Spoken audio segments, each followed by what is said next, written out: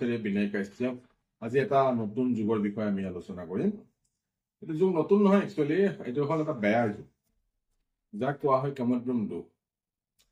কেমদ্ৰম যুগৰ বিষয়ে যদি কওঁ সেইটো কেতিয়া ফৰ্ম হয় আৰু তাৰ পৰা কি হানি হ'ব পাৰি সেইটো বিষয়ে আমি জানা দৰকাৰ তো কেমদ্ৰম যুগ যদি হয় তেনেহ'লে জাতক বা জাতিকাৰ কুণ্ডলীত যিমানে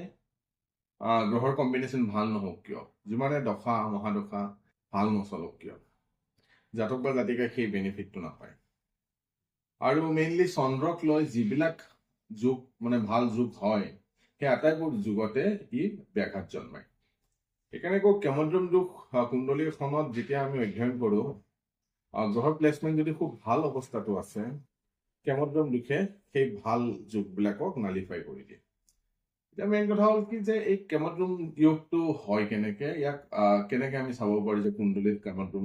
দোষ আছে নে নাই তাৰ কাৰণে একদম সহজ বিষয় যে আমি চাব লাগিব যে চন্দ্ৰ যিটো ভাৱত আছে যিটো ঘৰত আছে যিটো ৰাশিত আছে তাৰ সোঁ কাষে বা বাওঁ কাষে বেলেগ বেলেগ সোঁ ৰাশিটো বা বাওঁ ৰাশিটোত যদি গ্ৰহ শূন্য হয় আৰু লগতে যদি লগ্নটো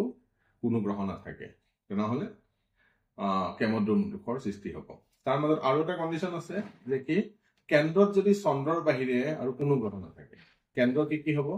first house fourth house seventh house আৰু 10th হাউচ এইকেইটা ভাৱক কেন্দ্ৰ ভাৱ বুলি কয় কেন্দ্ৰত যদি কোনো প্লেনেটে নাথাকে এক্সেপ্ট চন্দ্ৰ তাত থাকিবই লাগিব তেতিয়াও কেমদ্ৰম দোষৰ সৃষ্টি হ'ব আৰু এটা উদাহৰণ লৈ আমি বুজিম সাপোজ লগ্ন বৃষ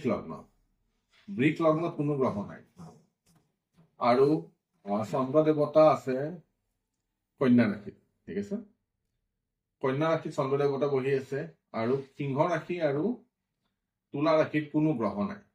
তেনেস্থলত ইয়াত কেমদ্ৰম দোষৰ সৃষ্টি হ'ব আৰু এইটো দোষ এটা বেয়া দোষ বুলি আমি